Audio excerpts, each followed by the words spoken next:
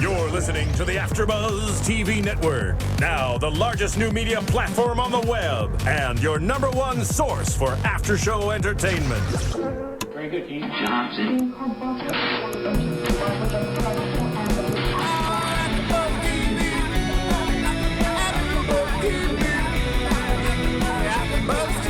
From the AFTERBUZZ Studios in Los Angeles, California, presented by Maria Menounos and Bing.com, and streaming live thanks to Akamai Technologies, this is AFTERBUZZ TV's Mad Men After Show. We'll break down tonight's episode and get you all the latest news and gossip. If you'd like to buzz in on tonight's show, you can buzz us at 424-256-1729. That's 424-256-1729. And now, another post-game wrap-up show for your favorite TV show. It's AFTERBUZZ TV's Mad Men After Show. Welcome, welcome. How are you guys? As you guys know, Bing is for doing, and we're here doing another AFTERBUZZ TV After Show for Mad Men. We are. It's been some time. Long break for them. That's right. Long break for them. And, when we first started AFTERBUZZ TV and we did Mad Men, we were doing it without any video.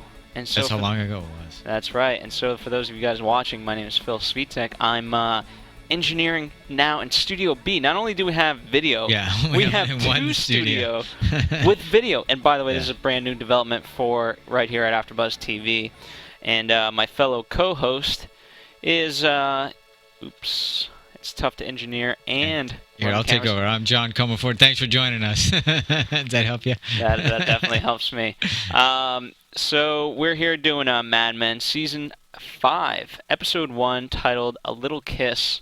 And before we continue, let's get a few managerial things out of the way. Right, John? Is that okay with you? I'm game. It's been a little while, and so for those of you watching or listening, here's how it works. We're going to do the show. We're doing it on Tuesday today, but we're probably going to switch over to Sundays. And so that means you can watch us live on Sundays. On the website, you just go to AfterBuzzTV.com and watch there. We have the schedule there, so that's how you'll know the time. And follow us on Twitter, and we'll post updates as well. And if you can't catch us live, you can watch the video the next day, or definitely go on iTunes and check us out there. All the links are through AfterBuzzTV.com. It's like one big portal that gets you to where you need to. And, here's how it works. It's completely free to you guys. We love talking about Mad Men. Last season, we only did the last 4 episodes because that's when we kind of started and we did this. And, we have fun doing it. It's free to you guys. We're developing an app that's also going to be free, so you guys get all of our content easier. We've got exciting new things coming up. I can't reveal a lot of them. I was telling John, we're going to be doing something really, really fun for you guys. So in return, please rate and comment us on iTunes. That's all we ask for in return. It takes 15 seconds. And tell a friend. That's right. Let them know. Let them know. Bring them in. And then the last thing is, for those of you who don't know, Maria Menounos started this whole venture, podcasting and after shows. And right now, if you live in a cave, she's on ABC's Dancing with the Stars. Doing quite well. Doing quite well. What did she get last night, John? A 9, an 8, and an 8. She was in 4th place last night. I'm told that's very good. It's very good. For the second show of the season, that's very good. That's right. And so, in return, what you guys can do for us is also vote for Maria. Yeah. Because the longer Maria stays in the competition... we can keep our doors open. We can keep the lights on. We can keep podcasting. That's right. And so that about wraps up all the things I had to say.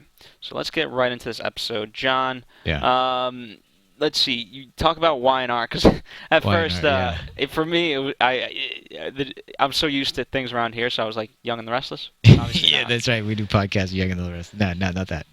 Yeah, another rival ad agency to Sterling Cooper. Have you known about them?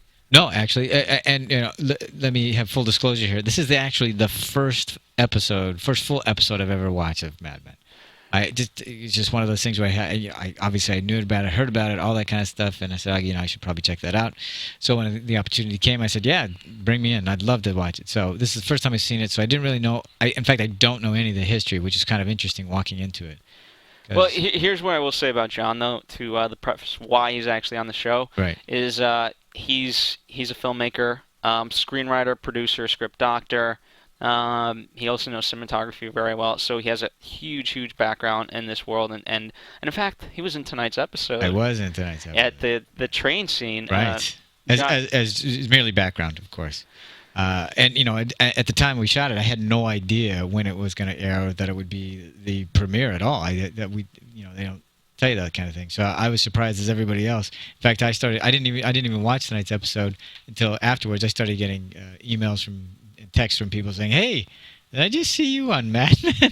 So it was quite a surprise to me as well.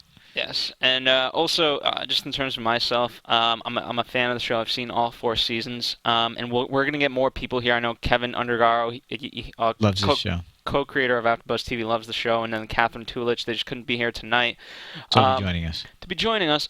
In terms of the Y&R, though, I like, just like the fans. I mean, we haven't been here for basically 2 years with Mad Men, almost 2 years, not full 2 years, but. I like how that was the first scene that got us back into it. Yeah, exactly. With the civil rights movement. Yeah. And them. Yeah. And comedy too. Which and comedy, and also showing that they just didn't care. They don't care about this. It's Madison Avenue. They're not really touched by the civil rights movement yet. Because, so they're just dropping water bombs on protesters. Yeah, and I like... Boys will be boys. Boys will be boys. I always love the fact how they can they can place us in history without really, doing too much. Later on, not to get too much into it, but, with the... I don't know if it's a Marine, basically a soldier going off to the Vietnam War. Yeah. They were making fun of him, like, oh, this is what this guy's fighting for, to be back in a body bag. Exactly. So they, obviously... The height of the war hasn't gone to a bad place yet. It's still the early 60s. It's theoretical at the moment. It's not in their living rooms yet. Let's put it that way. Yes. Where it would come. Yeah. By the way, John, what do you remember of the 60s? Not very much. I was just a kid. So this era I don't really have any kind of affinity for because it was before me. Mm-hmm. So, I mean, obviously, I'm aware of it through history and everything like that, but I don't really have any personal connection to it. Fair enough. In terms of the Y&R thing, I like how, you didn't really need a thread for this episode, but this was the thread for the entire episode. Yeah, it was the runner. It was the gag. Yeah. The runner gag. And what I liked about it is, again, since I don't know the history, I just like that here these ad agencies are basically the frat brothers, or not frat brothers, but rivals, just rubbing each other's nose in it and playing practical jokes on each other's. And I just thought that's who these guys are. I certainly did love that aspect to it, though, but it also, they.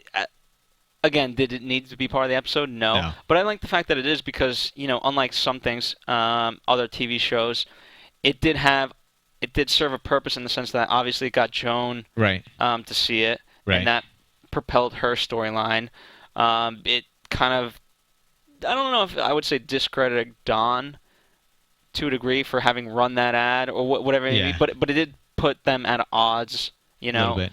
Well, the other thing I thought was really interesting about it, because I'd seen an interview on Charlie Rose with a lot of the cast and Mark the creator, and they were talking about how they didn't have a lot of African Americans on the show just yet, and because at the time, and he on his research on Madison Avenue, there weren't that many at the time, because we hadn't really gotten that far in our involvement as a country.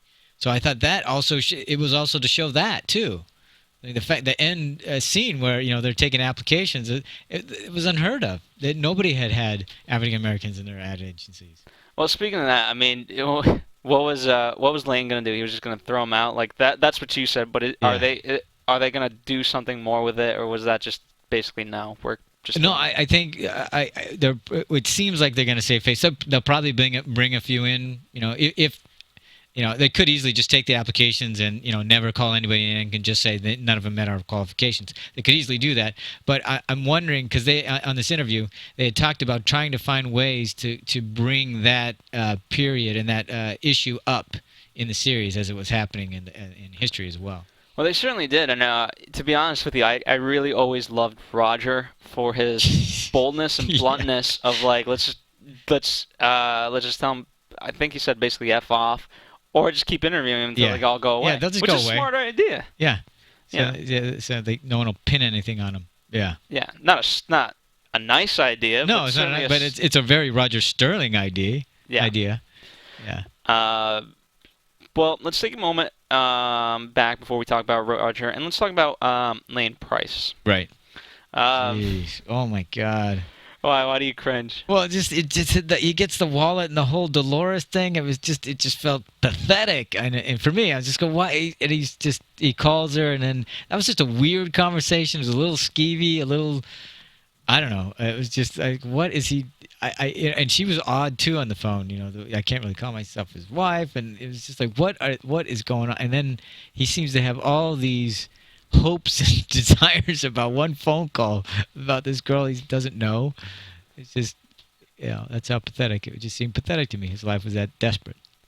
Well, I think he's just, in most things, he just knows he's in over his head, and he deserves a certain amount of respect from the agency and from his family life, and he's never really gotten it. Right. Certainly not from his father last season. Sure. And then, obviously the wife questioning him today, and then you actually brought up a good thing that you thought that he sucked with the books. Yeah, I didn't know. Again, I don't know the history of the show, but it seemed like they were playing it off that, he even said, I'm going to be found out. He said he was talking to Joan, and he said, you better get back here soon, or they're going to realize I'm such a sham. And I gathered from what was going on that Joan is really the one that's running the books. I mean, she's the one that's able to make all, behind the scenes, she's making things work. Yeah. And before he even said that, she's the one who picks up on it. So I'm basically here giving you free advice. Exactly. So and so they did just enough to let me know that. And is that accurate? Is she the one that's running the show back there? I mean, she's always been that type of person. Right. For a secretary, she's always had that so much responsibility, right. Which is why when she does come back, I think it's Clara who says to her, making me do twice the work and all that. Yeah. Because, I think what that comment meant was she raised the bar so high, now we all have to do it, and for the same amount of money. Exactly. And not only that, but they also said that they split up her job responsibilities between two women or whatever, and one of them was saying, by the end, I think it was 3. Maybe in 3, but one of them is saying she's having to do a lot more work. So even though Joan's work is spread out amongst 3, they're all having to do a lot more work. Yeah. So, and yet, that's the perspective that those guys take. The secretaries, the ones with their job. Yeah. And yet, in terms of the people that quote matter or whatever. Yeah. They're just passing around the baby. Yeah, I thought that was the best thing. Man. Joan didn't even really, she's here, and she's off because she's so worried about her job and all that stuff. And the baby, by the time it's like, no one seems to care where the baby is. Joan's off, like, oh, right, hey, thanks. Everybody's just passing the baby off. Nobody seems to care. I thought that was hysterical. And then it ends up with the receptionist of all people. The woman, she's barely awake. Exactly, and again, just goes to show how much, that. Because Joan, very much, if you really, not that she ever took care of babies as a secretary, but like it wouldn't be unheard of if she. Well, actually, that's not true. She did take care of Sally when Sally visited the office. Okay. So again, just. But it made me wonder because I'm going, the whole thing with Joan and her mother and all that stuff and all that resentment and all that stuff, and I'm wondering because it's Roger's baby, and Joan's feeling horribly guilty about the fact that it's not her husband's and all that other stuff. And does she really want this child? I mean, because she seemed to be so easily to just pass it off to everybody else and kind of forget about it while she was going through her little selfish concern about her job and not being part of the office and all that stuff. Oh yeah, thank you for my child. It seemed like it was just, and I'm wondering if that, and I don't know because I don't know Joan real well, but I'm just curious. Did you notice that? Did you sense the same thing? Is she the kind of woman that? I think, if she did want the child, that magic has gone away. Right. Because she seemed way more concerned about her job than her kid. Oh, absolutely. Okay. I mean, again, that's why Joan is because she's done always a fantastic job. And the irony is, unlike Peggy, I don't think she's ever. Advanced? Well, I know she hasn't advanced, really. Right. I mean, she's gotten more responsibility and things like that. But I certainly wouldn't call it an advancement. But I don't. The good news is I don't think she begrudges anyone, because you were asking me, whether or not Peggy and Joan had a weird history, and I said no. They actually really like each other. Right. Joan's always been there to help Peggy, and never begrudged Peggy for Any rising success. the ladder. Versus, as we'll talk about later, Megan, Right. who I think that there's something with her. But I think at the end of the day, she's just a worker and wants to work, and so by having this kid, Right. yeesh. Well, yeah, and then it's maybe she's just realizing it's such hard work. It's much easier to go to the office, and then of course your mom's there, and they just did not get. I mean, I thought that was great. Have you ever seen her mother? I don't believe Okay, so. 'cause I was like, I mean, the wow. mom's a shitbird. Oh my Shit God! bag. They were and Joan was so bitter and angry about it, and I get it. She's part of it's true because she hasn't slept, so she's on edge and all that other stuff. But her mom seemed like a piece of work. I mean, especially with the plumber. Yeah. Which he couldn't even pronounce the word plumbing, right? Yeah, I don't know He was exactly what he said. You need the plum, I plumb. Yeah, but I like that Joan got all up in her grill about it, and she says he brought the cookie, so that's okay. Well, and I also, the mother went back at her and said, I know you haven't had a shortage of guys. But then she called her fat. Oh yeah. Not outright, but she said. Yeah. That was rough. But also Joan said, are you out to buy his formula or yours? Yeah. So we know what that formula is. So. Yeah, and it was really that kitchen or living room, dining room, apartment scene, basically, scene in which she really decides, you know what, I'm going back. Right. And obviously the mother showing her the Y&R ad. Yeah, exactly. That was the big impetus for her to get back. Yeah, So. and that was the first time we saw the ad. Yeah. We had heard about it, of course. They had presented keep talking, the I'm idea going to bring it up on my phone. Okay, great. So I can read they it. talked about doing it, and then we finally got to see it. And they really did. I was surprised that they put in that we don't have any windows. So, proving that Madison Avenue is not all wet, which I thought there you was go. nice. So you read it. So what am I saying? Well, I wasn't sure if you were going to find it, so I figured I'd just call it up. So. Fair enough. Let's see. Did you think here's the thing. Since we're still talking about Joan, she comes into the office, got the kid in the carriage, and the waitress, the receptionist isn't even aware enough to go open the door for her, so she has to do all that herself. Open up the door to get the carriage to the front door of the ad agency. You don't remember that? Yeah, I remember that, but I didn't. Unlike you, I didn't look too much into that. Yeah, I just thought it was hysterical. So she's not even being welcomed back there. I mean, the receptionist is just sitting there looking at her, doesn't even go up to help her. So what I definitely got out of that scene was that she's not welcome back. But now that you say it, it just also goes to show, as you said, incompetent at her job. Yeah. So. And and it seems like if Joan were running the joint, that person probably wouldn't got hired. I would agree because they all went through Joan. Yeah, that's my point. Is like I'm gone, and this is the first person I see. This is your face, and this is the face you pick. Yeah. Not even helping a woman with a child in a carriage, and no, that you can't even get out of your desk to help someone. No. So I was like, whoa, that's not a very good sign. The first thing out of the gate. Certainly not. Well, let's transition to talk about Roger. Love these guys. I love how Roger and Peter don't like each other. Well, before we talk about Pete, I do want to, because we're still, Joan ties in very nicely to Roger. Right. And the first time he sees her, let me see, let me see my baby. Get that crying snot-ridden thing out of here. Which we know, of course, it's Roger's baby. Yeah. Do you think she'll tell him? Who? Does she? Oh, he knows. He does? Yeah. I didn't even know that. Yeah, he knows. Wow. It was in the recap thing that they showed like it's definitely yours. Okay. So we were reminded of that before the episode happened. Okay, well, I didn't see that part. But yeah, so he just doesn't even care. Wow. And in terms of Roger, I thought the central kind of notion of tonight's episode was that I forget what it's 100%. What was the first part of the quote? But basically, the second part is. If you can't get something yourself, what's worse is that you're jealous of the person who did get it. And and he's always, right now he's jealous of, it seems, Pete, and now Don as well.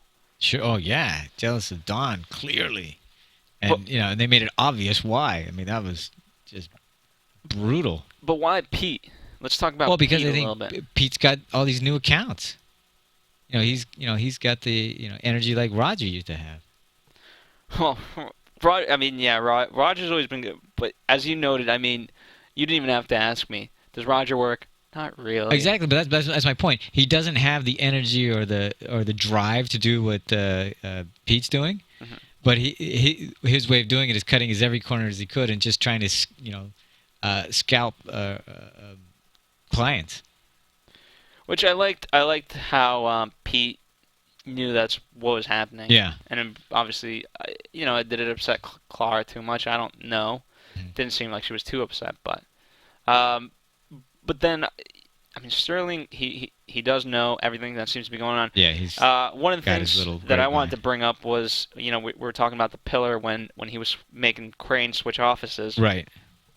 And that's where obviously Pete bumped his head and got the bloody nose. And so I wanted to know from you, did Sterling know that? That's what happened, and that's why he kind of Well, brought it. two things. I would think that because there's such a good gossip trail going in that office, I would assume that Roger would find out. Especially because Clara. Yeah. And of course the other guy, I forgot who was in the office when the tall Crane. guy, Crane. Yeah, he saw it. No, the other guy, the taller guy. I forgot his name. I'm sorry. Let's see. It's been a while, huh? Well, anyways, we know who we're talking about. I'll jump in. Ken Cosgrove. So he was in there when it happened, or just slightly after, because he was there when Pete was drying off the blood. So I'm sure because he tells everybody. He probably went to tell the other guys. So and I'm sure it got back to Roger, because how could you not tell that? Well, Ken, I've always been upset with the idea that Ken gets so much. Right. Back in the day, they were both made like, they were, it was always thought to be of like the head of accounts, right? Yeah.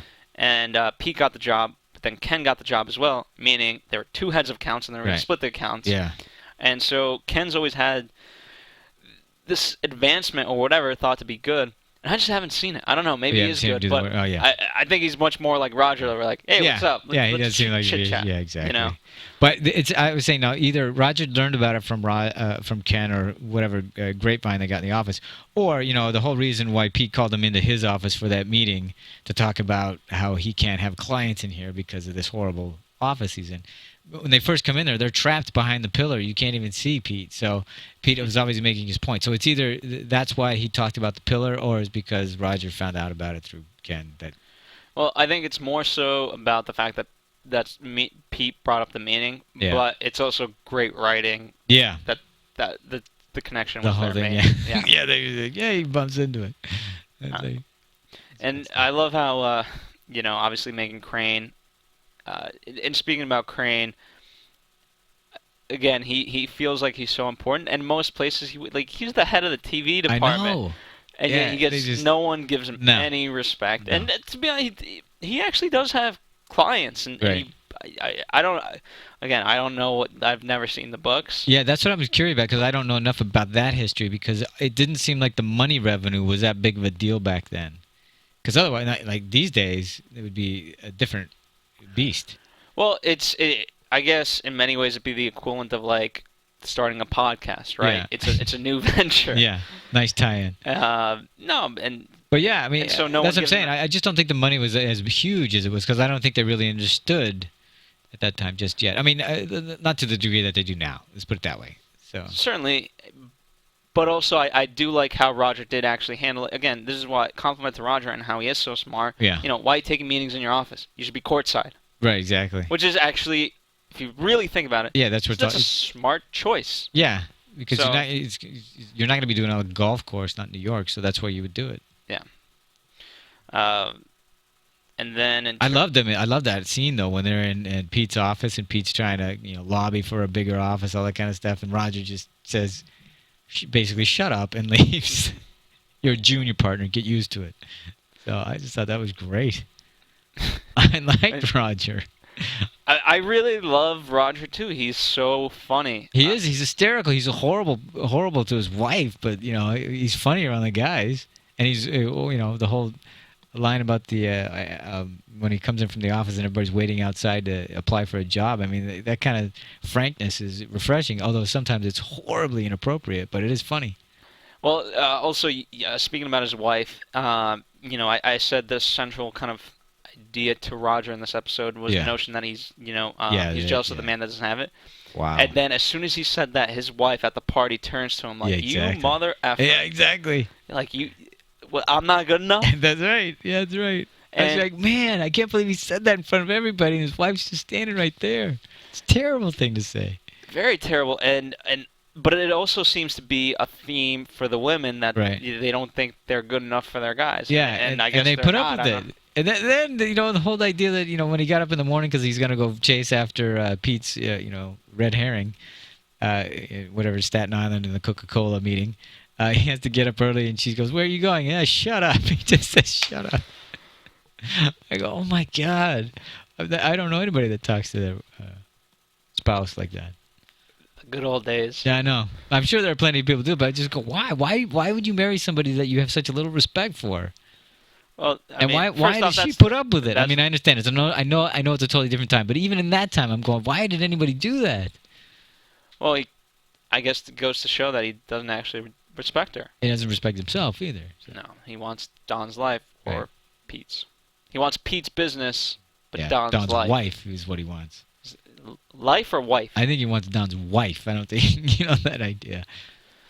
Fair enough. I mean, he was crazy when she was doing. Okay, all right, but we're getting nervous. But the whole party scene and her doing that song and that number. Roger says, "Why don't you sing like that? Why don't you look like that?" That's great. Absolutely. Let's see. Let's transition to Pete's kind of life. Wow. Speaking of the train station, not the train station, the train train. car, right? And the scene in which you were in. Yes. That's when Pete's talking with his fellow man. Yeah. And they're coming from Connecticut, which for those of you who don't know, I grew up in Connecticut, and so I know the whole thing being you live in Connecticut, and that's why Connecticut has a lot of it's considered the richest state in the country. It's because it has a lot of Madison Ave people commuting from places like Greenwich, which, if you heard on the PA, they were passing through. Right. Next stop, Greenwich. Yeah. But basically him telling him, like, hey, if you had a car, you could come home later and later. Yeah, exactly. And Pete's saying, well, you know what, that's not what I... Yeah. No, I'm not necessarily saying that. No. But, and I thought we would... Because the episode was kind of progressing that way, where it was all about kids. Yeah. We saw Don's kids. We saw, Joan with a kid. Right. And just kind of, I'm sure the other people. I thought that we would see a lot more of Pete's home life. Right. But we didn't. No. Is that unusual? No. Okay. It's, we really don't see... Don was the only one who we really saw home life to. But, again, they set it up where I thought it was going to be like that. And, remind me to say something about the invitation to everybody. Okay. From Megan. Right. Because it messed up everyone. All right, fine. Go ahead. If I may kind of segue back to Joan. All right. The conversation in the kitchen, about Megan sending the invitation. Right. The mother was like, you got yours late. Yeah. And no, everyone got theirs late. Yeah, and everybody has repercussions or thoughts about that, and it's like, oh, come on. And Pete did too, because with him and his wife, they were chatting in their kitchen / entranceway, and she goes, did she really give you the invitation today? Yeah. Yeah. I don't know if it was just mine, but mine definitely just got. I'm also worried about it. I'm like, my God, why are your lives that silly that you're worried about when you got an invitation? Yeah, and also they didn't make it explicit. They never do with these things, in terms of expos.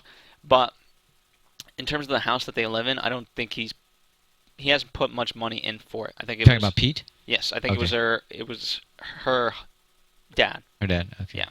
So and that's why, because he's upset about his business, right. Mm-hmm. And she says, as you walk in through this door, this is home. This is your home.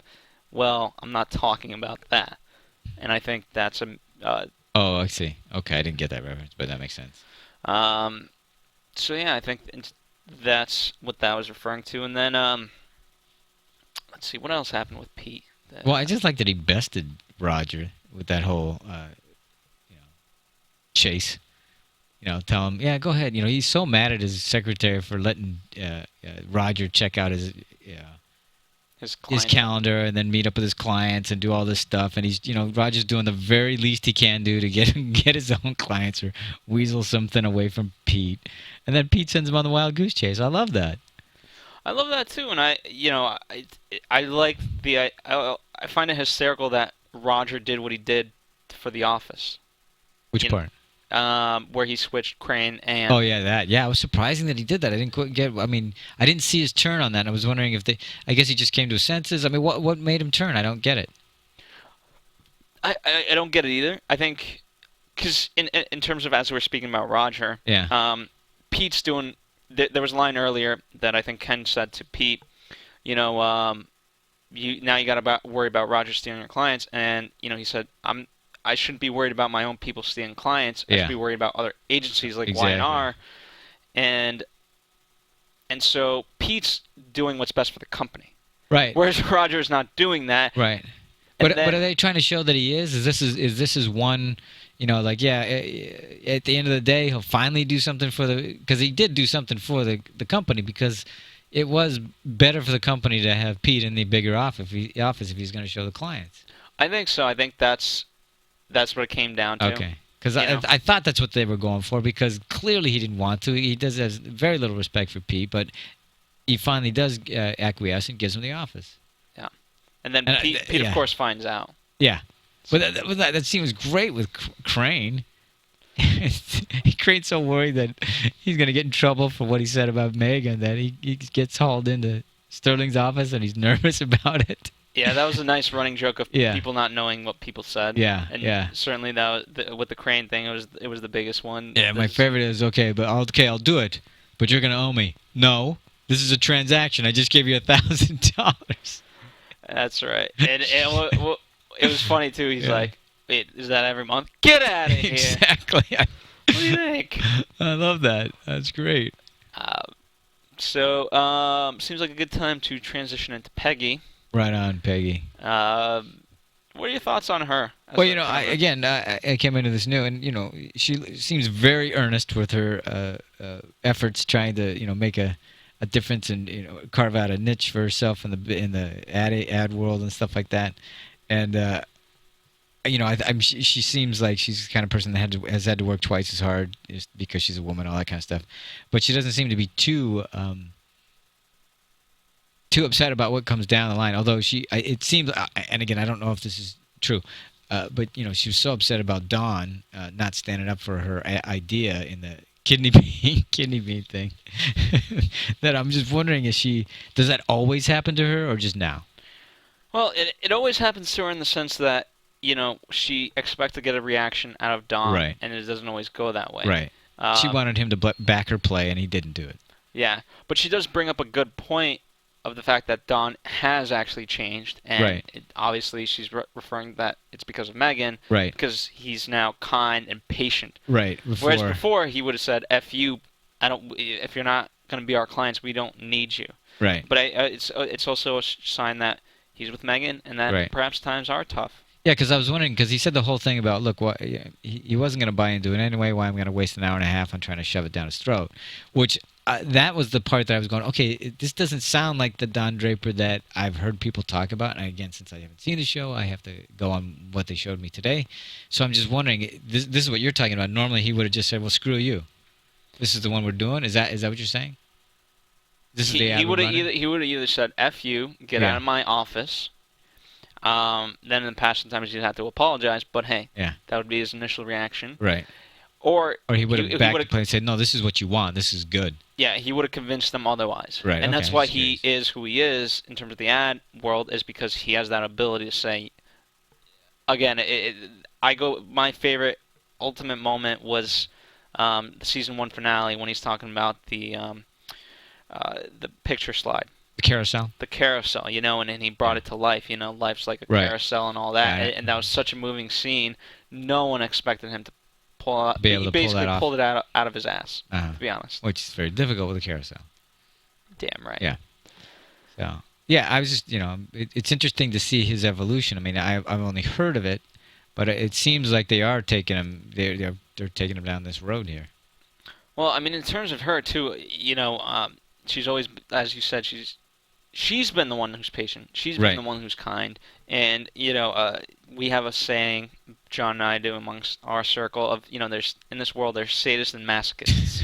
And she's definitely a masochist. She's a masochist. Okay. And Don was a sadist. Yes. Okay. And he still is. Yeah. To an But extent. a softer, kinder one. Yes, and she's always taken it from him, and she's advanced because of it. But now I guess she's seeing. She's always wanted more, Yeah. and she was really disappointed at the end of season 4 when she didn't quite get what she wanted. Uh-huh. And but the good news is I don't think she's that bitter about it now. She didn't seem to be, and I thought, she's not bitter, but she harbors resentment. Obviously, it came out at the party when she was drunk and she said the wrong thing. Had to apologize for it. So. But again, I mean, she's always getting into those situations. Yeah. Because, again, she said sorry too many times, and I don't think she was too wrong. Or in the past, Well, it wasn't wrong. It was like you're whining at a party. It's like, why? What does that get you anyway? Well, I guess the way in which she said it was wrong. Yeah. But basically, out of all those people, she works literally all week, many of the weekends, and practically stays there all night. So and gets really no credit for the end in the end. She does rise a little bit. Right.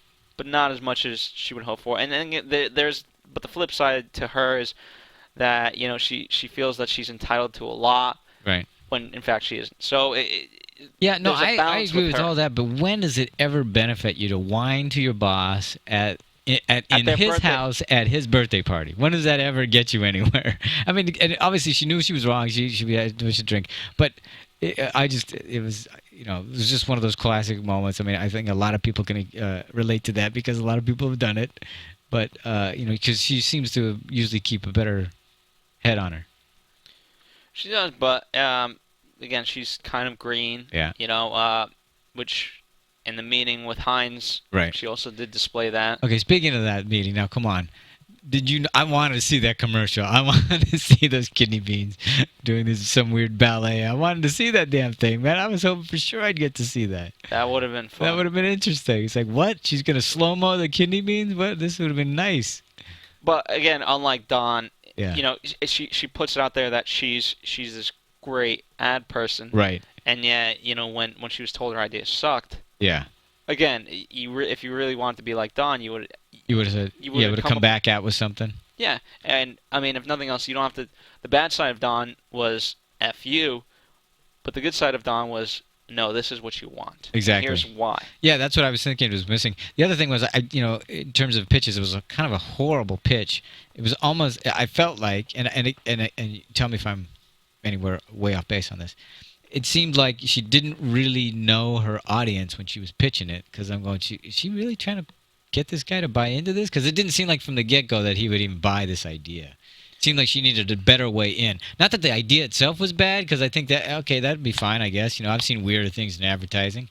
But just the way she pitched it to this particular guy, it's like, I don't think he was ever going to buy that. I don't think, well, it could be the guy, but I also think her delivery of it, for those of you who like business, was terrible. Yeah. She seemed timid. Right. She stuttered, and she was unconvincing. Yeah. Again, you get in that room, you got to show them the energy. And I know, again, is that how she? Is she normally portrayed that way, or does she? Because she's still on that learning curve. She is, but she's had success the times that she's done that. Okay. Portrayed that confidence. Right. Been much more like a Dawn, whereas this one she went back to old Got Peggy. it. Okay. Interesting. Peggy. Interesting.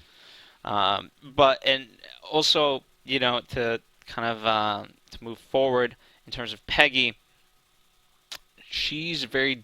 I think. Does she come off as jealous of Megan? No, I didn't. I didn't feel that. No, no. Actually, I didn't feel that at all. Because I mean, again, where we left off season 4, she was hoping for a lot of things. And then, it didn't come with Dawn. Right. And, there's obviously some tension and resentment and things like that towards Dawn. But I would think there would be more with Megan. Well, there was some I just thought it was residual strife from the party. Mm-hmm. That's what I thought it was. I didn't read it as jealousy. Okay. Well, obviously, and you actually brought up a good question that I'm trying to still figure out, is the idea of when Megan said, I feel sick, I have to go. Right. If that was her plan all along, knowing that Peggy, of all people, would go to Don and say, hey, you know what, you gotta... Right. Or like, she's upset. Yeah, because that's the thought. I don't know Megan at all.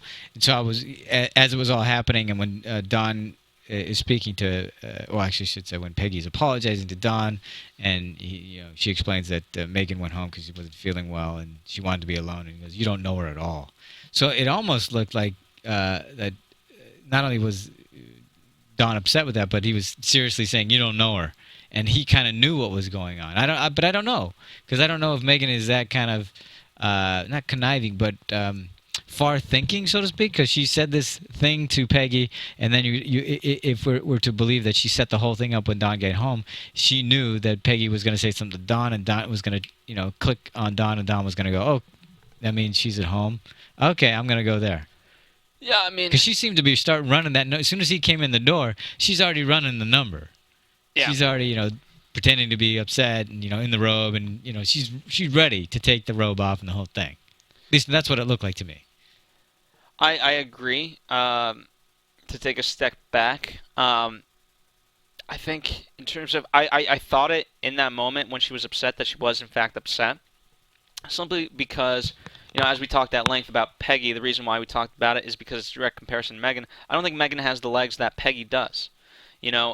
Peggy, she's taken so much crap, but has always risen one way or the other. Whereas, as Megan is pointing out, these people are all so cynical. Yeah. And again, this is what you signed up for. Yeah. And as later on, as she says, how could you not like a surprise party, meaning Don? Yeah. And obviously the head of all of the cynicalism here at the office is Don. Exactly. And you're with Don. Right, but she doesn't know him. She doesn't know who he really is. Well, but she only... So, to kind of...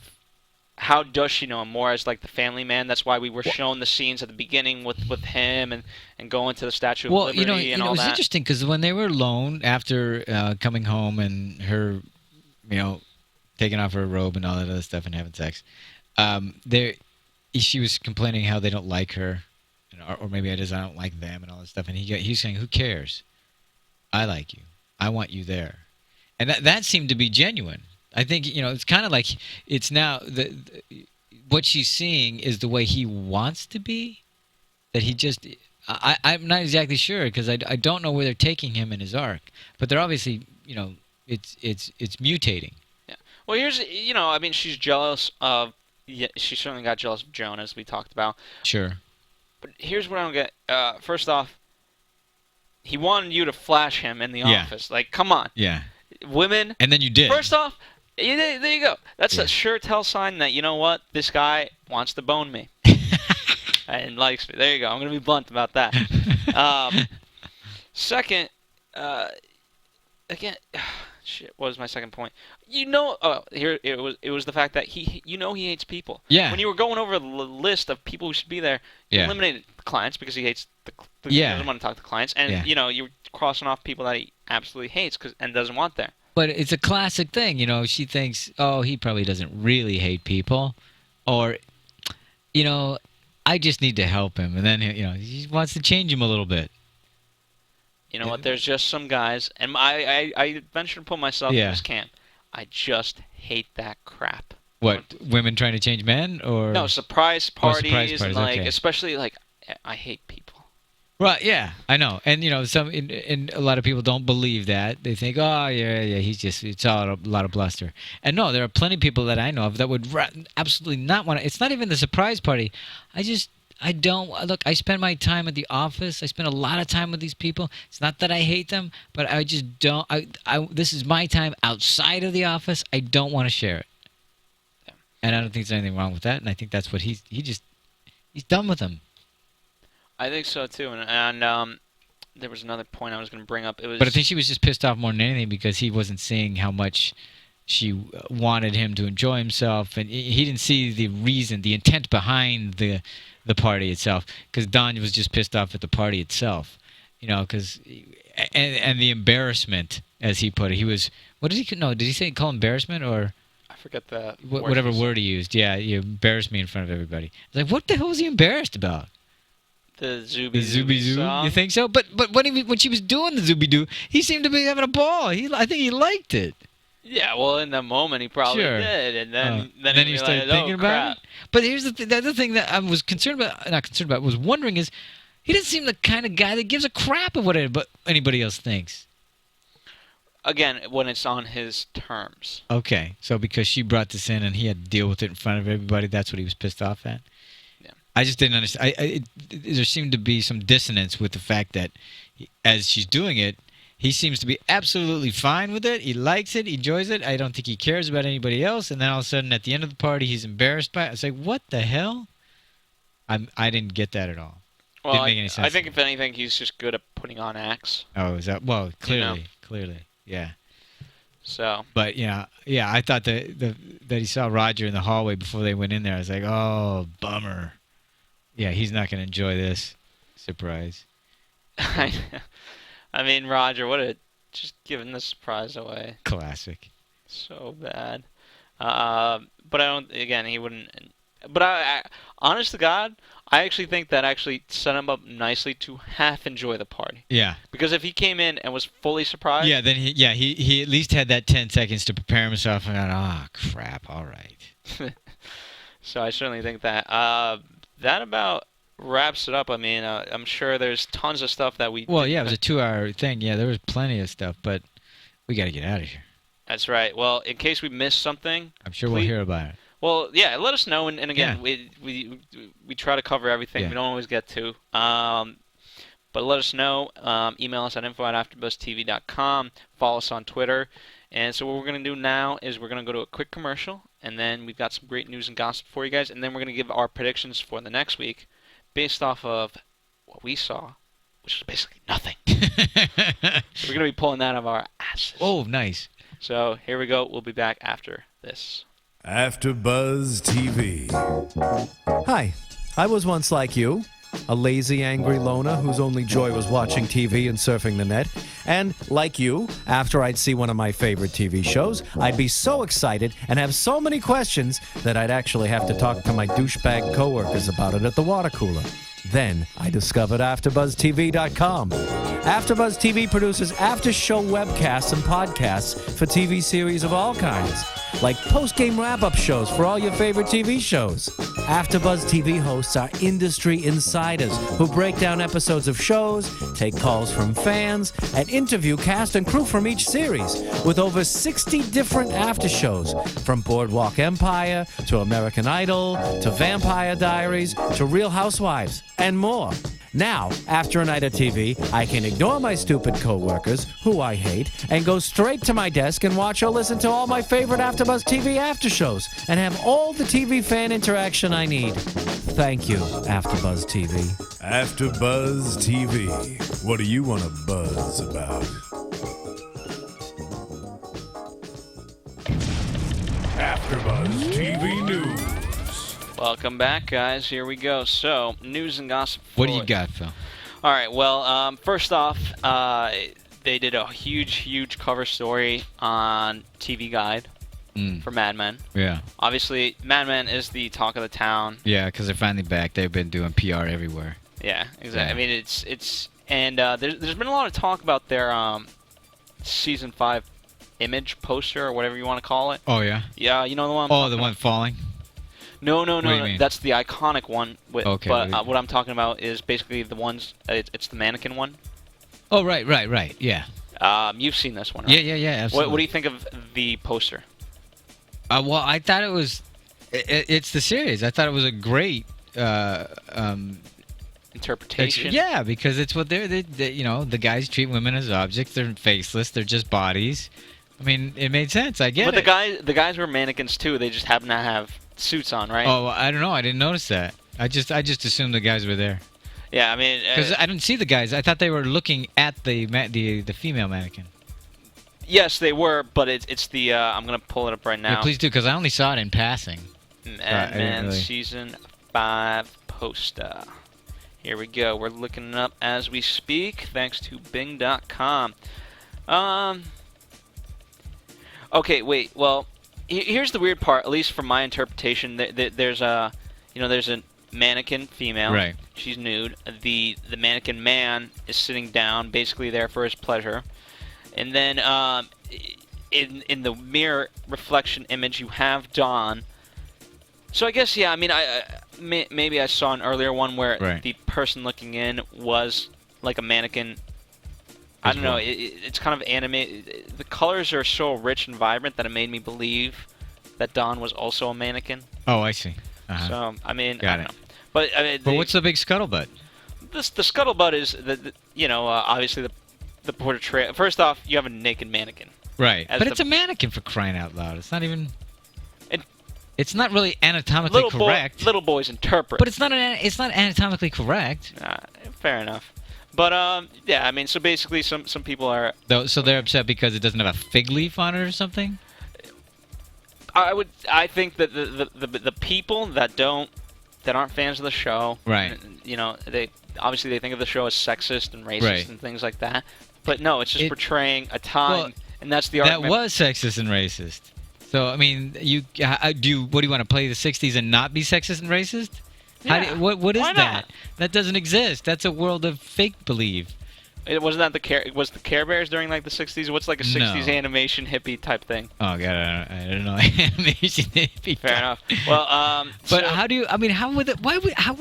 How could you accurately portray that?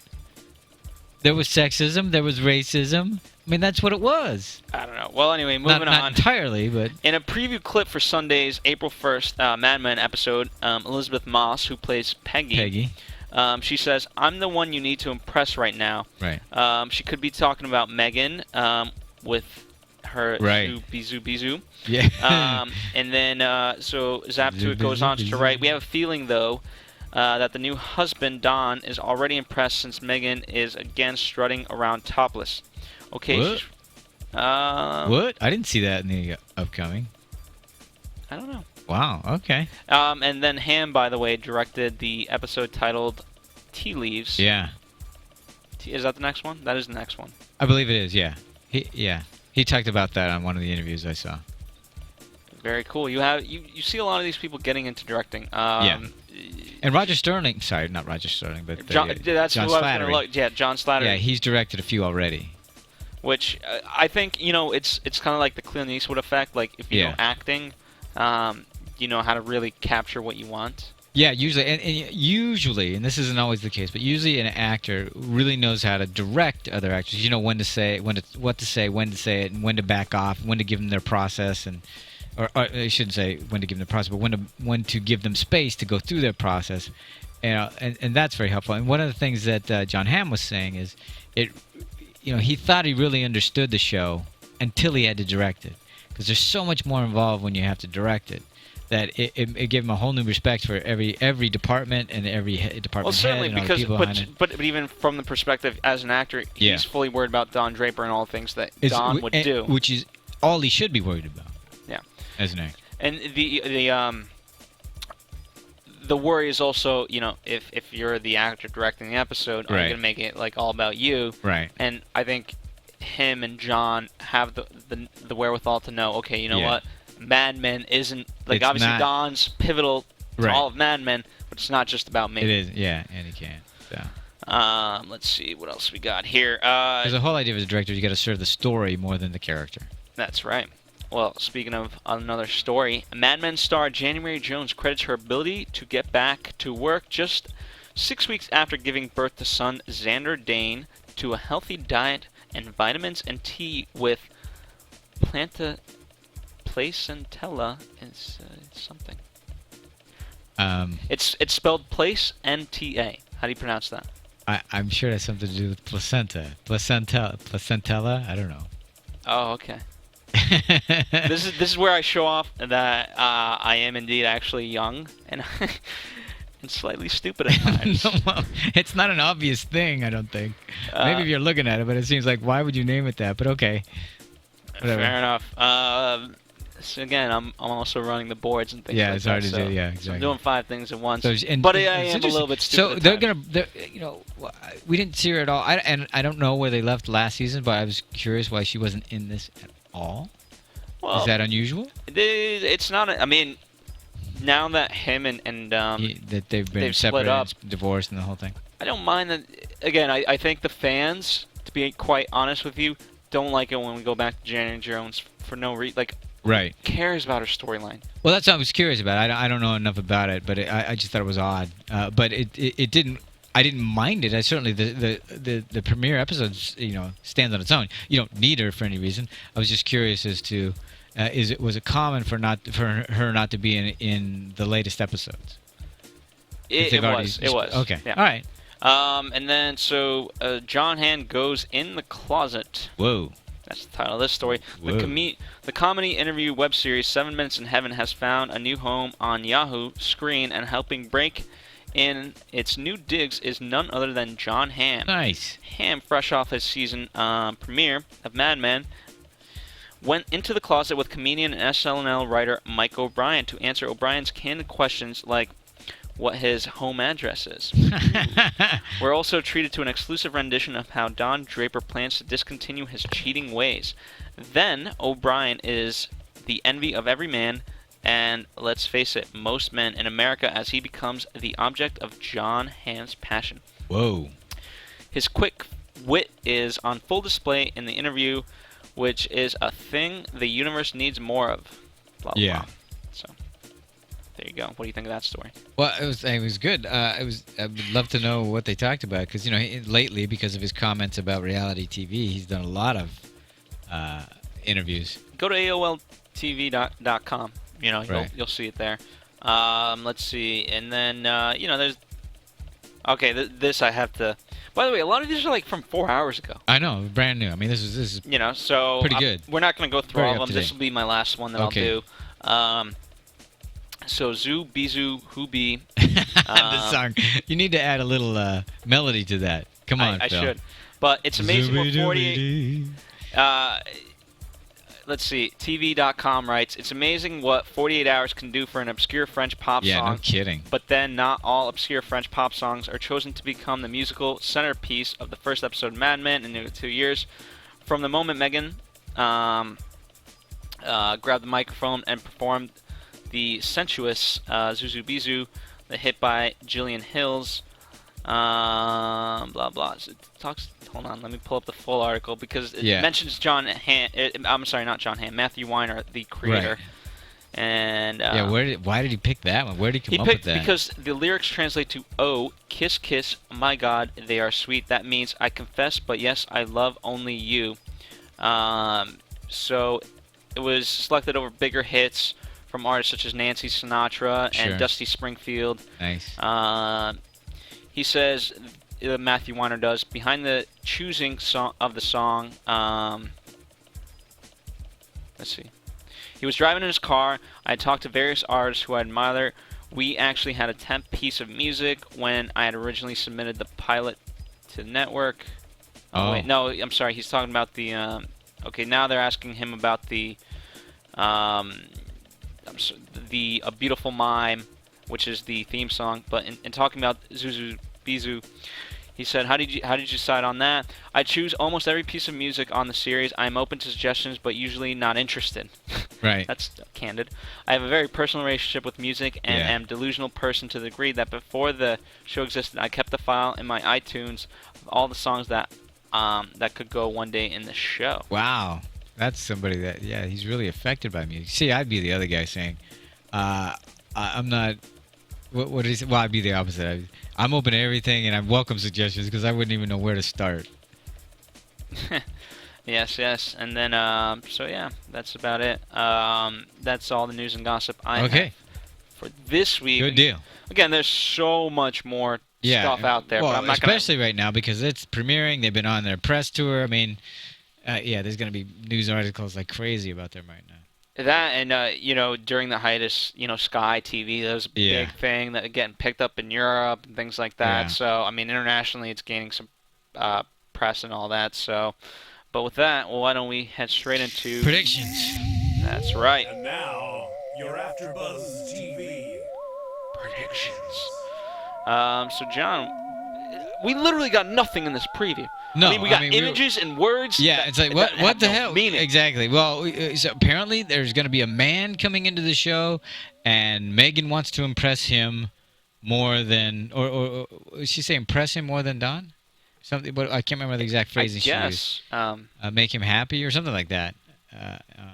Yeah, so there's that. I don't know what that is or who that is, but that was interesting. Well, and I don't know if that, like you were saying, does that have anything to do with Peggy saying you need to impress me right now more than anybody? Yeah, and we talked about January Jones's character. That's she's going to be back with her husband.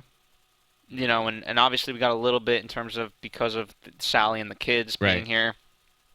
So I think we're going to see a lot more of them since we didn't in this episode. You talk. Oh, sorry. I need a water. Okay, you get some. All right, well, what I was curious about is, it seems like this whole thing with Roger and Pete. What I'm curious about is how much, because Pete, all he seems to really, not always seems to care, but he loves the advancement. He wants the office, and I'm wondering when he's going to go after Rogers. I mean, he kind of did already, in a sense, but I don't know how they're going to keep playing that out, but it seems like that's going to keep happening. I would love to see those guys. I love it when those guys are at each other. Yeah, and we didn't mention this in that episode, but Pete's wife says to him, dissatisfaction is a sign of ambition. Right. Which is a good way to put and nail down who Pete really is. He's always dissatisfied, and that's why. So, yeah, I mean, in terms of other stuff... Yeah, I don't have a clue. Might as well speak gibberish. Yeah, exactly. Yeah. Which I did for a lot of this. But regardless, we will be back here Sunday nights, and we'll be recapping. Again, we'll have other people joining us, but nevertheless, I hope you guys enjoyed us. Again, we try to cover everything. We don't always get a chance to. I mean, geez, we've gone for an hour, and the fact that we're still saying that we may not have covered everything. This show is so brilliant. There's so much to cover. Yeah, and let us know. Let us know what we're not. When you comment, you write in. Let us know what you want us to cover. Well, you got thoughts or things you want us to talk about. Let us know. That's right. And and also support Maria Menounos on Dancing with the Stars. There you go. It really means a lot to us. Team enough. Team enough. Until next time, this is Phil Svitek. And John Comerford. I thought you were going to say my name. I was going to, but then I stopped. Thanks for listening. Thank you for listening. We'll be back Sunday. From Bing.com, executive producers Maria Menounos, Kevin Undergaro, Phil Svitek, and the entire AfterBuzz TV staff, we would like to thank you for listening to the AfterBuzz TV network. To watch or listen to other after shows and post comments or questions, be sure to visit AfterBuzzTV.com. I'm Sir Richard Wentworth, and this has been a presentation of AfterBuzz TV. Buzz you later. The views expressed herein are those of the hosts only and do not necessarily reflect the views of AfterBuzz TV or its owners or principals.